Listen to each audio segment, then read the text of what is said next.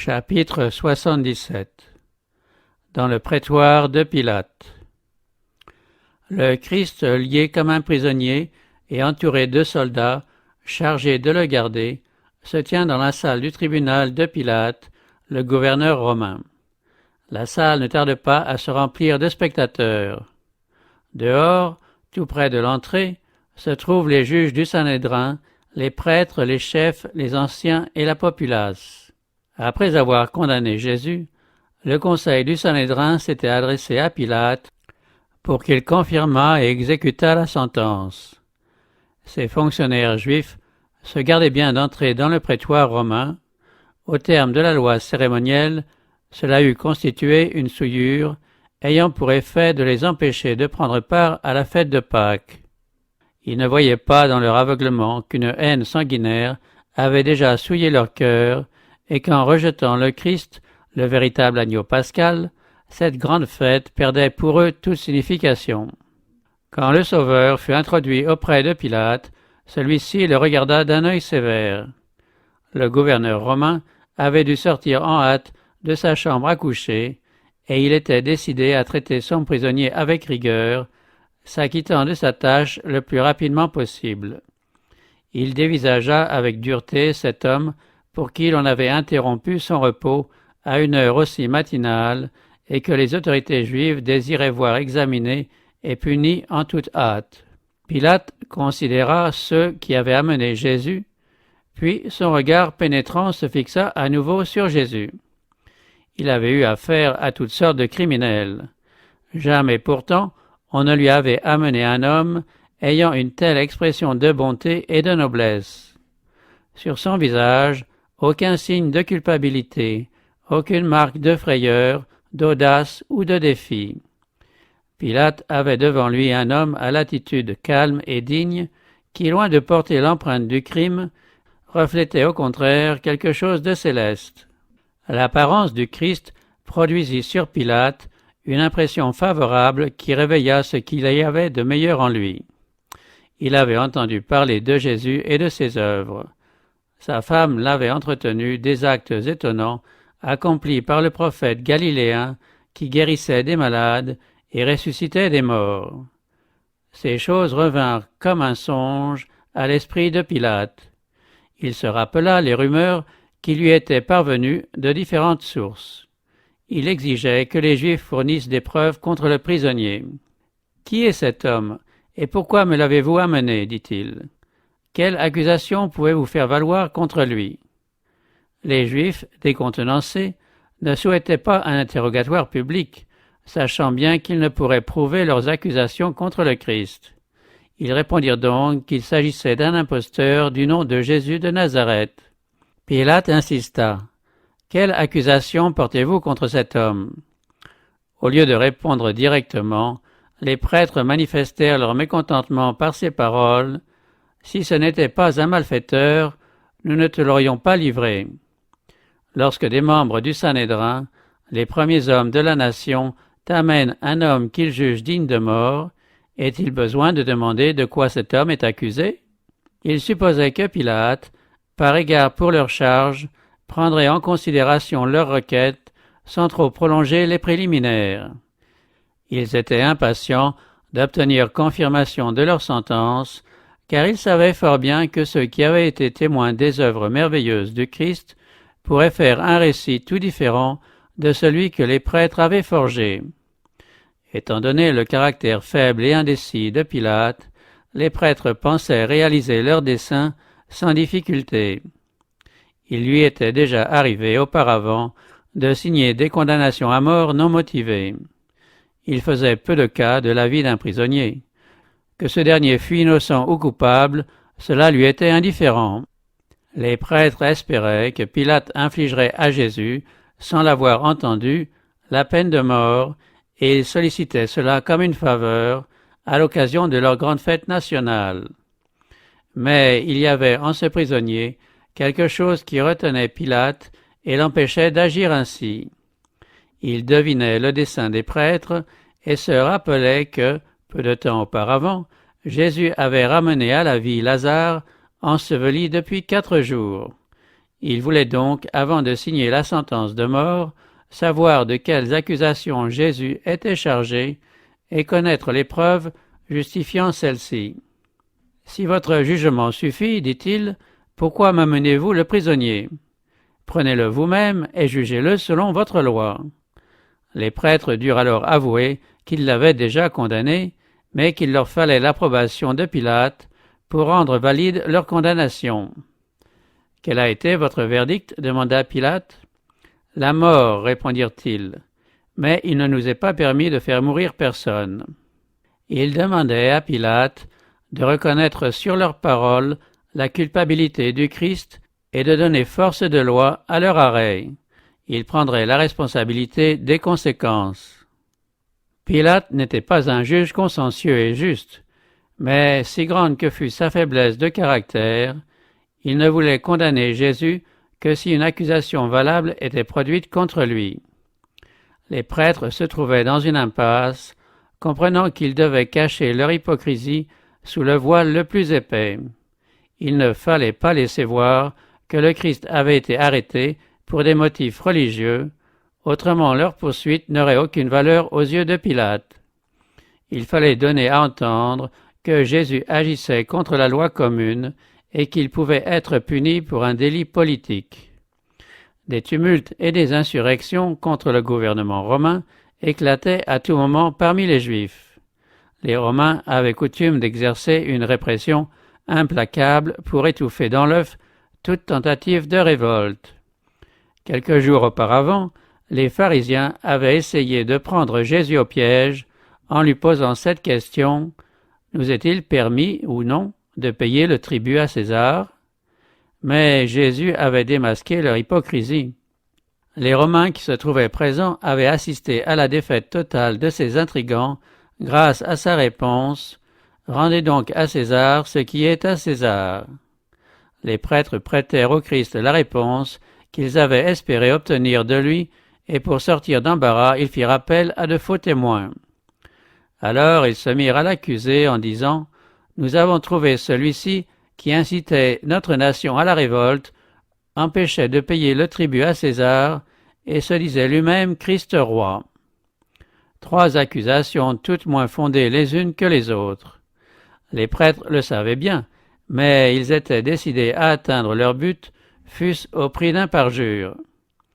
Pilate pénétra leur intention. Il ne croyait pas que le prisonnier eût conspiré contre le gouvernement. Son apparence pleine de douceur et d'humilité suffisait à démentir ces accusations. Convaincu qu'une trame avait été ourdie en vue de supprimer un innocent qui gênait les dignitaires juifs, Pilate, se tournant vers Jésus, lui demanda : « Es-tu le roi des Juifs ? » Le Sauveur répondit : « Tu le dis. » Et, ce disant, son visage s'illumina comme s'il reflétait un rayon de soleil. Ayant entendu la réponse, Caïphe et ses associés prirent Pilate à témoin que Jésus avait avoué le crime dont on l'accusait. Avec des cris tumultueux, prêtres, scribes et pharisiens demandèrent qu'il fût condamné à mort. La populace leur faisait écho et le vacarme était assourdissant. Pilate ne savait que faire. Voyant que Jésus ne répondait pas à ses accusateurs, il lui dit : « Ne réponds-tu rien ? Vois-tu ce dont ils t'accusent ? » Et Jésus ne fit plus aucune réponse. Le Christ se tenait derrière Pilate, à la vue de tous ceux qui se trouvaient dans la cour, et il entendait les insultes. Cependant, il ne répondit pas aux accusations mensongères dirigées contre lui. Toute son attitude disait assez qu'il avait le sentiment de son innocence. Les vagues furieuses qui déferlaient sur lui le laissaient impassible. On aurait dit qu'une houle impétueuse, s'élevant toujours plus haut, comme les vagues de l'océan soulevées par la tempête, se brisait autour de lui sans le toucher. Il restait silencieux, mais son silence était éloquent. Une lumière venant de l'intérieur illuminait toute sa personne. L'attitude de Jésus étonnait Pilate. Il se demandait : cet homme se désintéresse-t-il des poursuites dirigées contre lui parce qu'il ne se soucie pas de sauver sa vie ? Voyant Jésus supporter les injures et les moqueries sans se défendre, il sentait bien que l'accusé ne pouvait être aussi injuste que les prêtres en fureur. Pour savoir la vérité et se soustraire en même temps au tumulte de la foule, Pilate prit Jésus à part et l'interrogea de nouveau. « Es-tu le roi des Juifs » Jésus ne répondit pas directement. Il savait que le Saint-Esprit s'efforçait de gagner Pilate. Aussi lui donna-t-il l'occasion d'exprimer sa conviction. « Est-ce de toi-même que tu dis cela » demanda-t-il, « ou d'autres te l'ont-ils dit de moi » En d'autres termes, la question de Pilate s'inspirait-elle des accusations formulées par les prêtres ou du désir d'obtenir du Christ de la lumière? Pilate comprit, mais un sentiment d'orgueil s'éleva en son cœur. Il n'avoua pas la conviction qui s'était emparée de lui. « Moi, suis-je donc juif » dit-il. « Ta nation et les grands prêtres t'ont livré à moi. Qu'as-tu fait » Pilate avait laissé passer une occasion unique. Néanmoins, Jésus ne voulait pas le laisser sans lui donner plus de lumière. Sans répondre directement à la question de Pilate, il définit clairement sa mission, faisant comprendre au gouverneur qu'il n'était pas à la recherche d'un trône terrestre. Jésus dit « Mon royaume n'est pas de ce monde. Si mon royaume était de ce monde, mes serviteurs auraient combattu pour moi, afin que je ne sois pas livré aux Juifs, mais maintenant mon royaume n'est pas d'ici-bas. » Pilate lui dit « Tu es donc roi ?» Jésus répondit « Tu le dis, je suis roi. Voici pourquoi je suis venu dans le monde, pour rendre témoignage à la vérité. Quiconque est de la vérité écoute ma voix. » Le Christ déclara que sa parole est la clé du mystère pour ceux qui sont préparés à la recevoir. Cette parole se recommandait elle-même et le secret des progrès du royaume de vérité résidait dans la puissance de cette parole.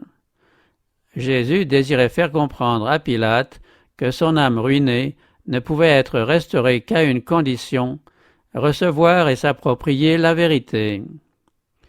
Pilate désirait connaître la vérité. Il y avait de la confusion dans son esprit. Il écoutait attentivement les paroles du Sauveur, et un vif désir naissait en son cœur de savoir ce qu'était vraiment la vérité et comment il pourrait l'obtenir. « Qu'est-ce que la vérité » demanda-t-il. Mais il n'attendit pas la réponse. Rappelé aux préoccupations du moment par le tumulte du dehors, car les prêtres réclamaient une décision immédiate, il sortit au-devant des Juifs et leur dit avec solennité « Moi, je ne trouve aucun motif contre lui. » De telles paroles, prononcées par un juge païen, étaient un violent reproche à l'adresse des chefs d'Israël qui accusaient le Sauveur avec perfidie. Quand les prêtres et les anciens eurent entendu Pilate, leur déception et leur colère ne connurent plus de bornes. Ils s'étaient donné tant de peine et avaient si longtemps attendu cette occasion. En voyant que Jésus avait quelque chance d'être relâché, ils furent prêts à le mettre en pièces. Bruyamment, ils menacèrent Pilate des censures du gouvernement romain, lui reprochant de refuser de condamner Jésus qui, disait-il, s'était élevé contre César. On entendit des voix irritées déclarer que l'influence séditieuse de Jésus était connue dans tout le pays. Les prêtres disaient « Il soulève le peuple en enseignant dans toute la Judée depuis la Galilée où il a commencé jusqu'ici. » Pilate n'avait aucunement l'intention de condamner Jésus. Il savait que les Juifs étaient poussés par la haine et par leurs préjugés. Il connaissait son devoir. La justice voulait que le Christ fût immédiatement relâché. Mais Pilate redoutait le mauvais vouloir du peuple. S'il refusait de leur livrer Jésus, une révolte éclaterait, et cette perspective l'effrayait. Apprenant que le Christ venait de Galilée, il pensa l'envoyer à Hérode, le gouverneur de cette province, qui se trouvait alors à Jérusalem. Pilate espérait ainsi se décharger sur Hérode de la responsabilité du procès. Il y voyait en même temps une bonne occasion de mettre fin à une vieille querelle qui existait entre lui et Hérode. En effet, ses prévisions se réalisèrent. Les deux magistrats devinrent amis à l'occasion du procès du Sauveur. Pilate remit Jésus entre les mains des soldats, et une foule moqueuse et insultante l'accompagna au tribunal d'Hérode. Lorsqu'Hérode vit Jésus, il en eut une grande joie. Il ne s'était encore jamais trouvé en présence du Sauveur, mais depuis quelque temps il désirait le voir à cause de ce qu'il avait entendu dire de lui, et il espérait lui voir faire quelque miracle. Cet Hérode s'était souillé les mains en répandant le sang de Jean-Baptiste.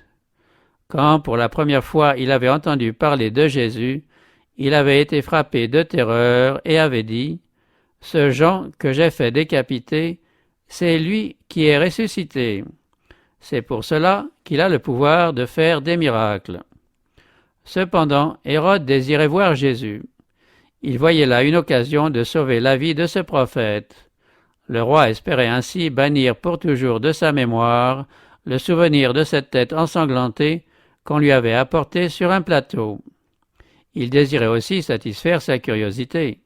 Il pensait que si on faisait entrevoir au Christ la possibilité d'une délivrance, il serait disposé à faire tout ce qu'on lui demanderait. Un groupe nombreux de prêtres et d'anciens avait accompagné Jésus chez Hérode. Quand le Sauveur fut introduit, ces dignitaires, très excités, formulèrent leurs accusations contre lui. Mais Hérode ne leur prêta guère d'attention. Il ordonna le silence, voulant interroger Jésus. Il fit délier le Christ et blâma ses ennemis de l'avoir si cruellement traité. Considérant avec pitié le visage serein du Rédempteur du monde, il n'y vit que sagesse et pureté. Tout comme Pilate, il était convaincu que le Christ avait été accusé par malice et par envie. Hérode posa diverses questions au Christ, mais celui-ci garda un silence absolu. Le roi ordonna que l'on amenât des infirmes et des impotents, et Jésus fut mis en demeure d'établir des assertions en opérant un miracle. « On prétend que tu peux guérir les malades, dit Hérode. Je désire voir si on n'a pas surfait ta réputation. » Comme Jésus ne répondait pas, Hérode insista. « Si tu es capable d'opérer des miracles pour d'autres, agis maintenant en ta faveur, et il t'en résultera du bien. » Puis, sur un ton de commandement, il dit « Prouve-nous par un signe que tu as réellement la puissance que l'on t'attribue. » Mais le Christ était semblable à quelqu'un qui ne voit et n'entend rien. Le Fils de Dieu avait revêtu la nature humaine. Il devait se comporter comme un autre homme dans de pareilles circonstances. Il ne lui appartenait pas d'accomplir un miracle pour éviter la douleur et l'humiliation que doit endurer tout homme placé dans une situation semblable. Hérode promit à Jésus de le relâcher s'il voulait accomplir quelque miracle en sa présence. Les accusateurs du Christ avaient vu de leurs yeux les œuvres extraordinaires qu'il accomplissait. Ils l'avaient entendu ordonner au sépulcre de rendre le mort qu'il renfermait. Ils avaient vu le mort obéir à sa voix. Ils craignaient maintenant que Jésus n'accomplît un miracle, redoutant par-dessus tout une démonstration de sa puissance. Une telle manifestation eût porté le coup de grâce à leur plan et leur aurait peut-être coûté la vie à eux. Pleins d'anxiété, les prêtres et les principaux renouvelèrent leurs accusations. Enflant la voix, ils disaient « C'est un traître, un blasphémateur. C'est par la puissance de Belzébul, le prince des démons, qu'il accomplit ces miracles. » Toute la salle était dans la confusion, les uns criant d'une manière, les autres de l'autre. La conscience d'Hérode était maintenant beaucoup moins sensible que lorsqu'il avait reculé d'effroi en entendant Hérodiade lui réclamer la tête de Jean-Baptiste. Pendant quelque temps, il avait senti les aiguillons du remords, mais sa vie licencieuse avait, de plus en plus, affaibli son sens moral. Son cœur s'était endurci à tel point qu'il osait se vanter d'avoir puni Jean-Baptiste de sa hardiesse. Maintenant, il menaçait Jésus, déclarant à plusieurs reprises qu'il était en son pouvoir de le relâcher ou de le condamner. Mais Jésus ne semblait pas entendre. Ce silence qui paraissait montrer de l'indifférence pour son autorité irrita profondément Hérode. Ce roi vain et gonflé d'orgueil eût été moins offensé par un violent reproche. Il redoubla de menaces, mais Jésus persista dans son silence. Le Christ n'était pas venu dans le monde pour satisfaire une vaine curiosité, mais pour guérir les cœurs brisés. S'il avait pu, par une parole, guérir une âme des atteintes du péché, il ne serait pas resté silencieux. Il n'avait rien à dire à ceux qui étaient prêts à fouler la vérité sous des pieds profanes. Le Christ pouvait transpercer par ses paroles le roi endurci, le frapper de terreur en lui exposant toute l'iniquité de sa vie, ainsi que l'horrible sort qui l'attendait. Jésus lui infligea par son silence la réprimande la plus sévère. Hérode avait rejeté la vérité que lui avait apportée le plus grand des prophètes. Aucun autre message ne lui serait donné. La majesté du ciel n'avait pas un mot à lui dire. Cette oreille qui avait toujours été ouverte pour accueillir les cris des malheureux restait insensible au commandement d'Hérode. Ses yeux qui n'avaient jamais cessé d'exprimer la pitié, l'amour et le pardon aux pécheurs repentants ne daignaient pas gratifier Hérode d'un regard. Les lèvres qui avaient formulé les vérités les plus frappantes et plaidé avec la plus grande tendresse auprès des êtres les plus coupables et les plus dégradés restaient fermées devant un roi orgueilleux qui n'éprouvait aucun besoin d'un sauveur. La passion assombrissait le visage d'Hérode. S'adressant à la foule, il déclara avec colère que Jésus était un imposteur. Puis il dit au Christ, « Si tu renonces à prouver tes prétentions, je te livrerai aux soldats et au peuple. Peut-être réussiront-ils à te faire parler. Si tu n'es qu'un imposteur, tu mérites la mort. Si tu es le Fils de Dieu, sauve-toi en opérant un miracle. » Il avait à peine dit cela que l'on se précipita sur le Christ.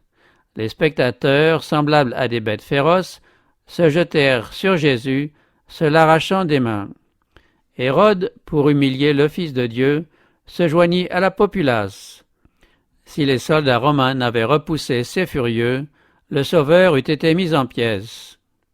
Hérode, avec son escorte militaire, le traita avec mépris, et après s'être moqué de lui et l'avoir revêtu d'un habit magnifique, il le renvoya à Pilate. Les soldats romains ajoutaient leur mauvais traitement à tous ceux déjà subis.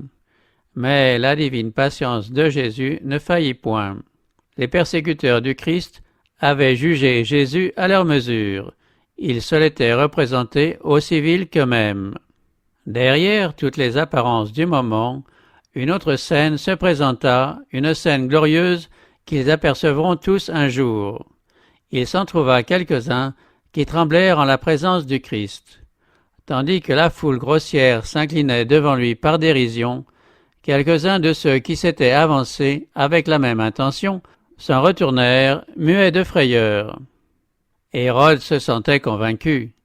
Les derniers rayons de la lumière de la grâce brillaient sur son cœur insensible.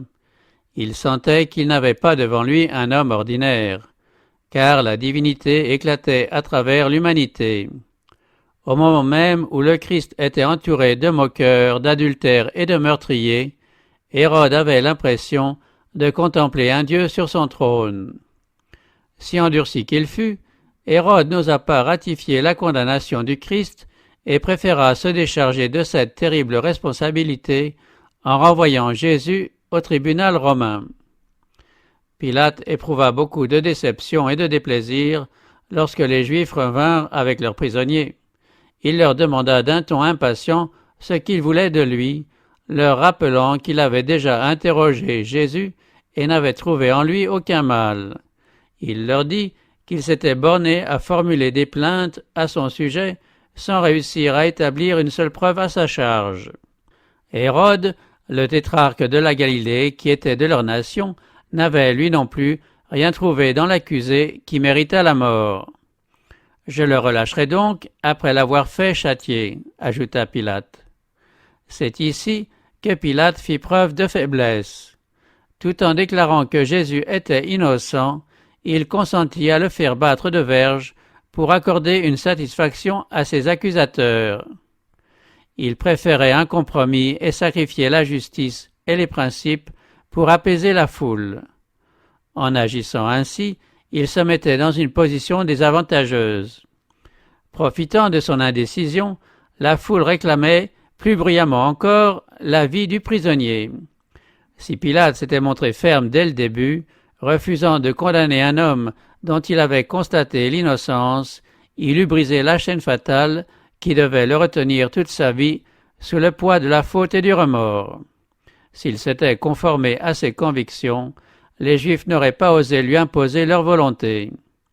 Le Christ n'eût pas évité la mort, mais Pilate n'aurait pas porté la responsabilité du crime. Pilate avait, peu à peu, violé sa conscience.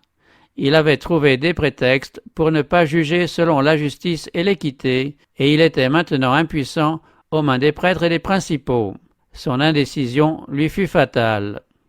Pourtant, en ce moment même, Pilate ne fut pas abandonné à son aveuglement. Un message divin le mit en garde contre l'acte qu'il était sur le point d'accomplir. En réponse à la prière du Christ, la femme de Pilate avait reçu la visite d'un ange du ciel.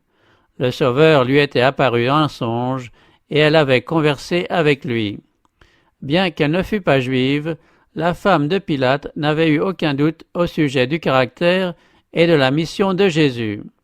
Elle savait qu'il était le prince de Dieu, elle l'avait vu dans la salle du tribunal pendant qu'on l'interrogeait, alors que les mains divines étaient étroitement liées comme celles d'un criminel.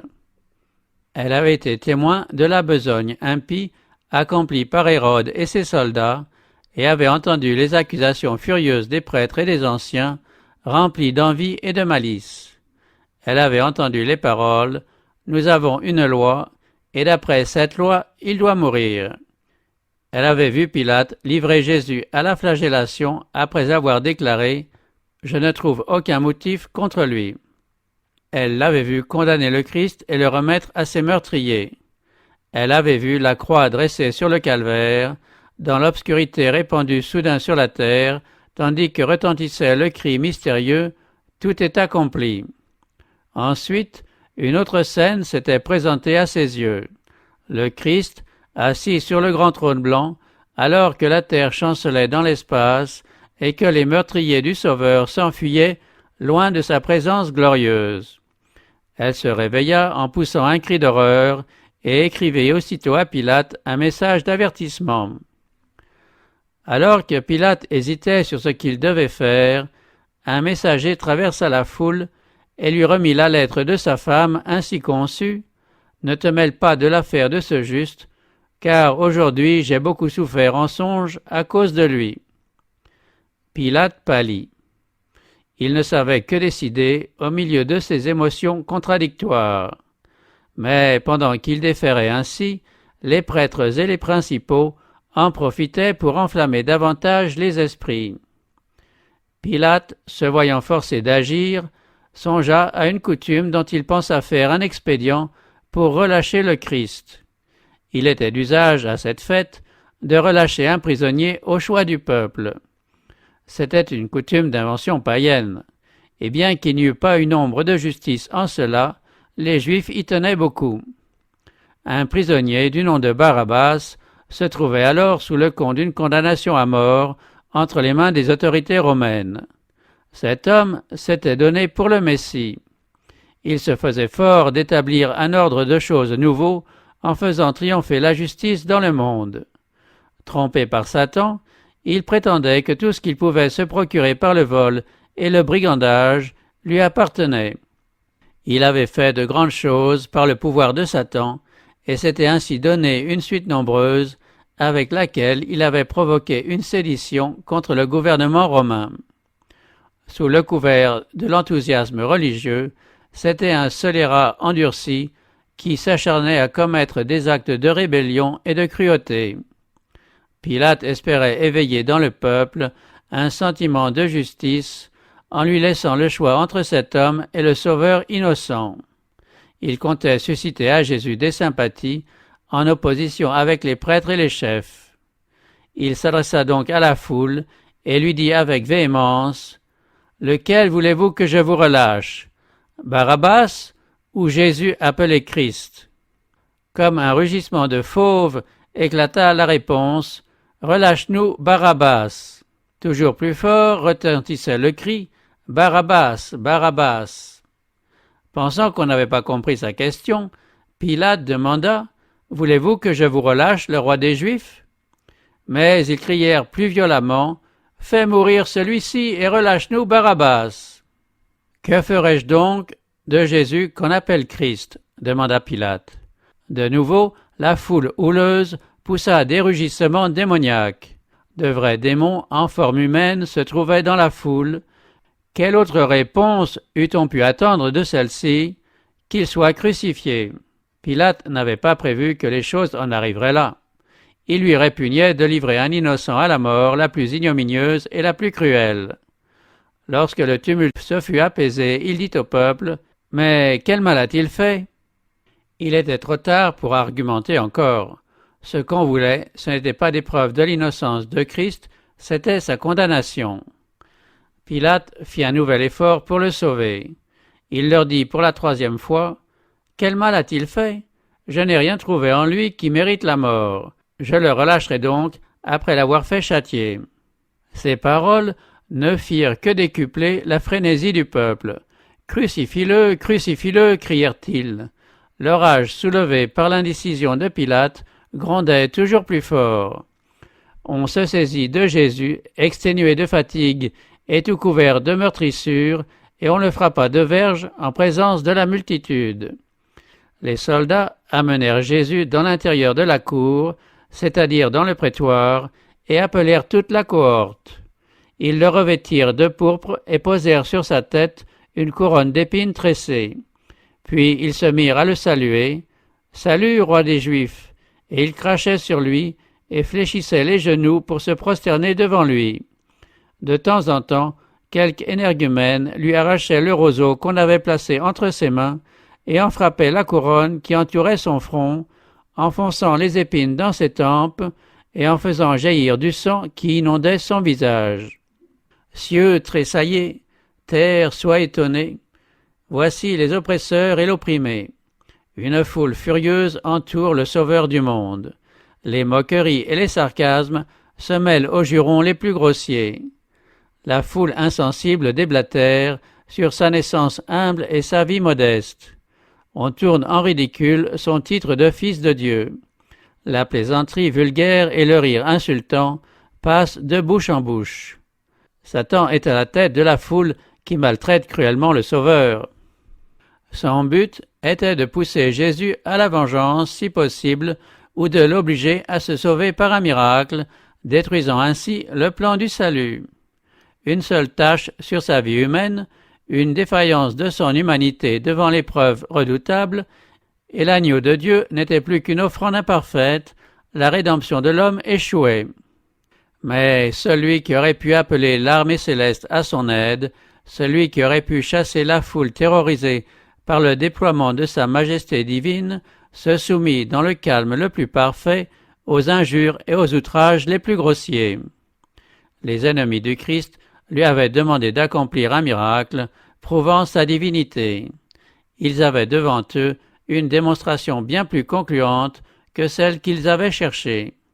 La cruauté faisait descendre ces tortionnaires au-dessous du niveau de l'humanité et les rendait semblables à Satan, tandis que la douceur et la patience de Jésus l'élevaient bien au-dessus de l'humanité et prouvaient sa parenté avec Dieu.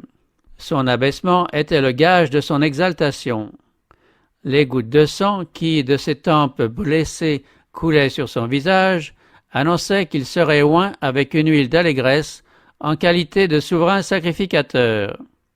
La fureur de Satan était grande de voir que tous les mauvais traitements infligés au Sauveur ne lui arrachaient pas le moindre murmure. Bien qu'ayant revêtu la nature humaine, Jésus était soutenu par une force divine et ne s'écartait en aucune façon de la volonté de son Père. En livrant Jésus à la flagellation et aux moqueries, Pilate espérait provoquer la pitié de la foule. Il supposait que ce châtiment lui paraîtrait suffisant. Même la malice des prêtres, se disait-il, serait satisfaite.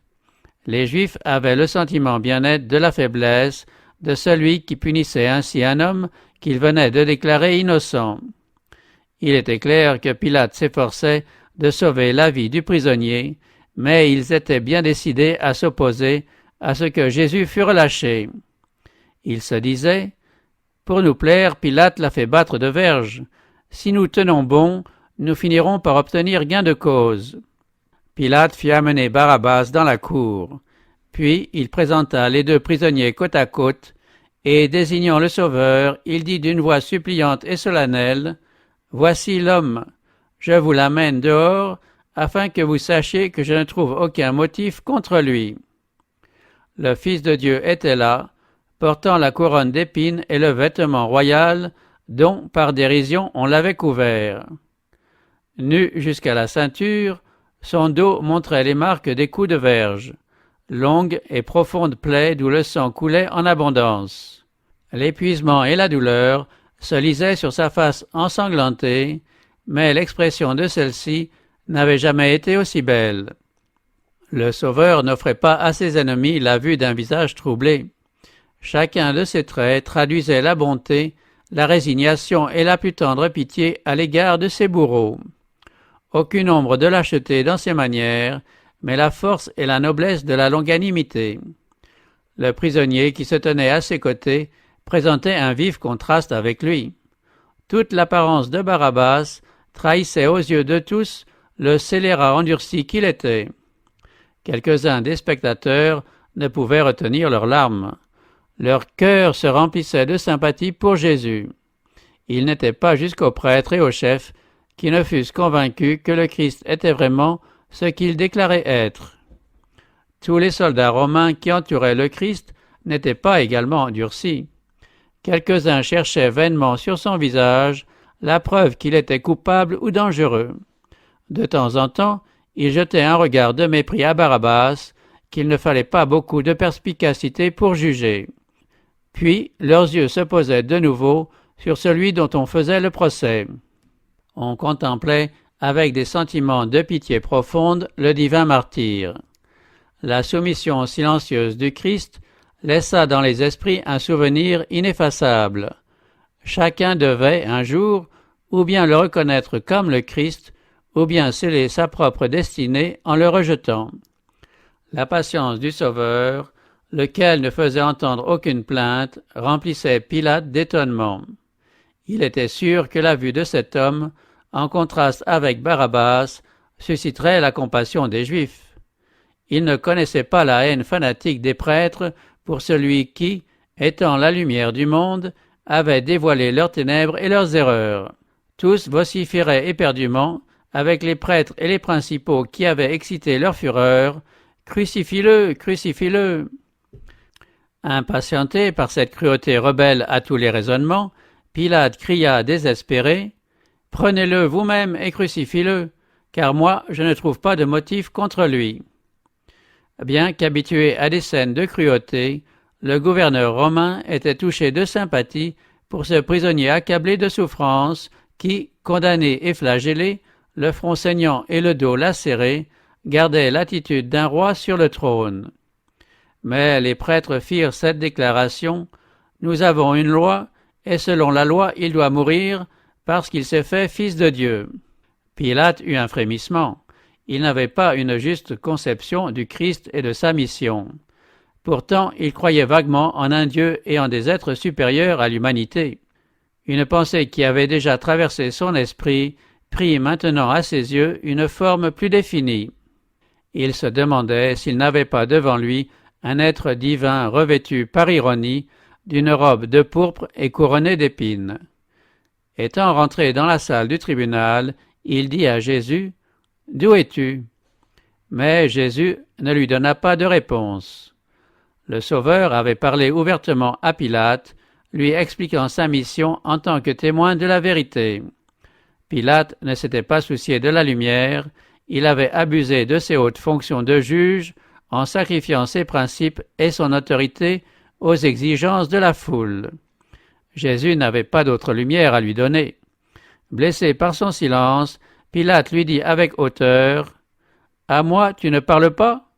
Ne sais-tu pas que j'ai le pouvoir de te relâcher et que j'ai le pouvoir de te crucifier ?»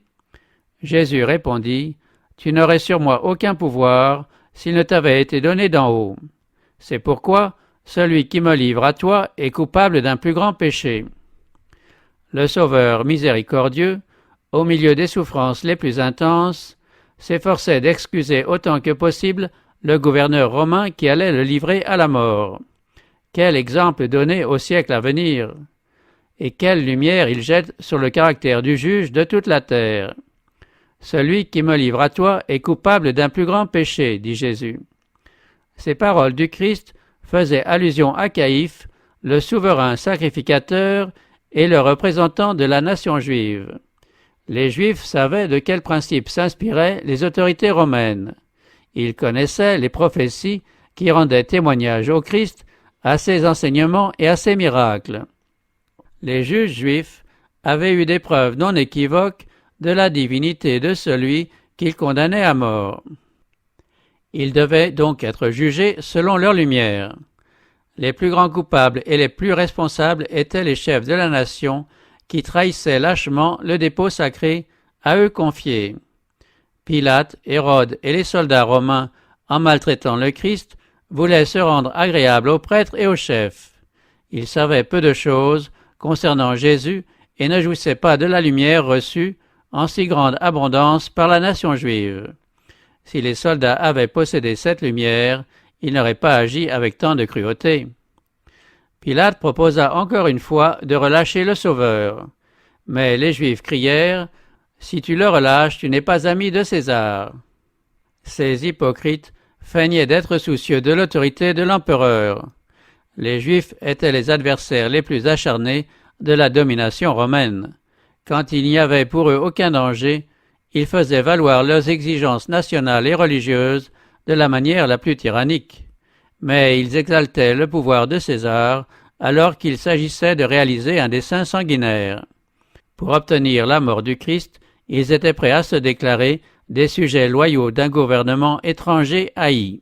« Quiconque se fait roi se déclare contre César », poursuivait-il. C'était toucher Pilate à un point sensible.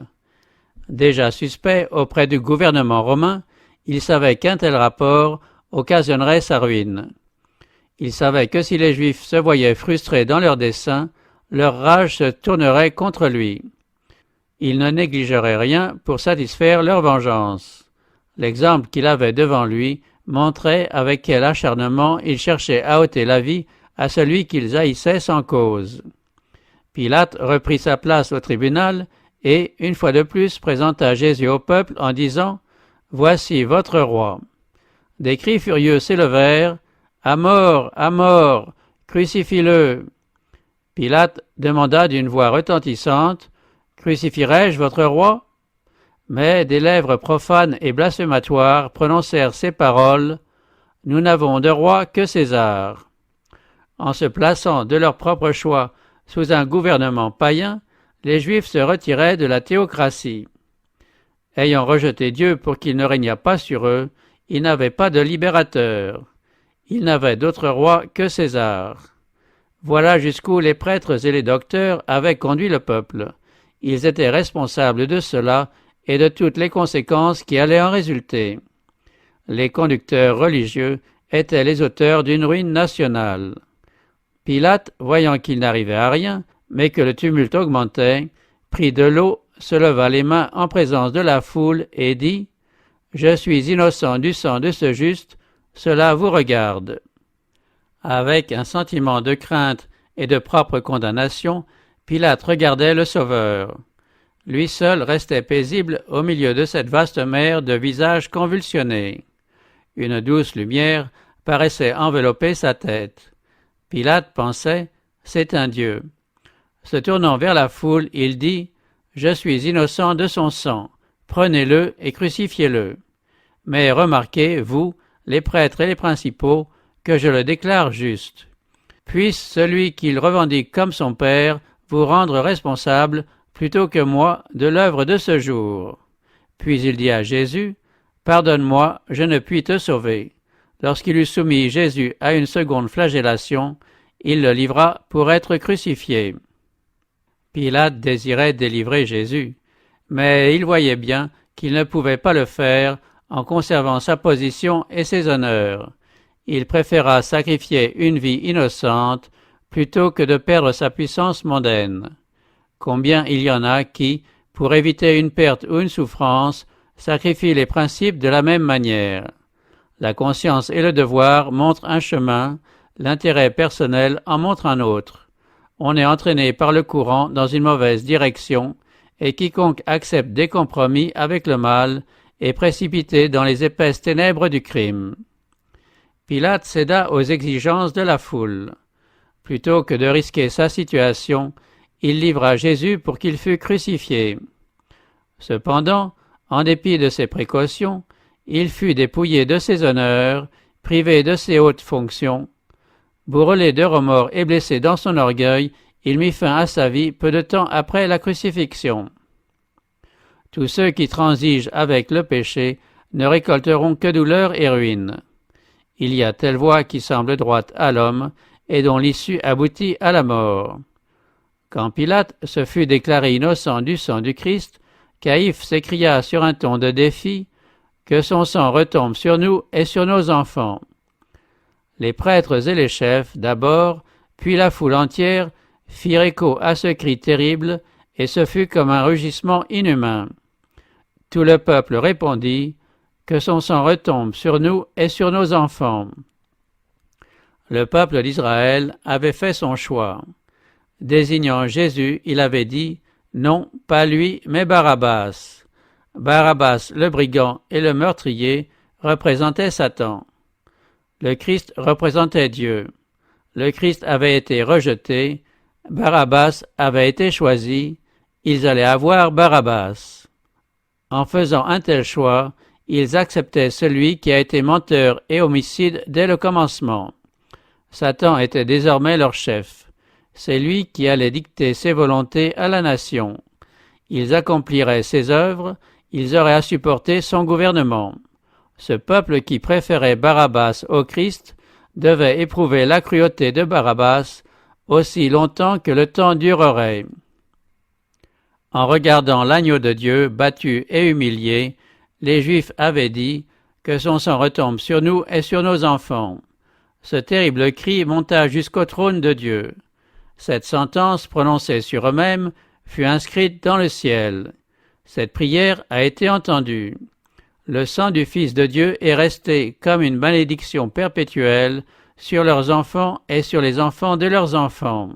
Ceci s'est accompli d'une manière effroyable lors de la destruction de Jérusalem et d'une façon non moins affreuse dans les conditions de vie imposées à la nation juive pendant 18 siècles. Un sarment retranché du cep, un sarment mort et stérile, bon seulement à être ramassé et jeté au feu. D'un pays à l'autre, à travers le monde, et de siècle en siècle, mort par ses fautes et par ses péchés. Cette prière sera exaucée d'une manière encore plus effroyable au grand jour du jugement. Les hommes verront le Christ revenir sur la terre, non plus comme un prisonnier entouré de canailles, mais comme le roi du ciel. Le Christ viendra avec sa propre gloire, avec la gloire de son Père et avec la gloire de ses saints anges.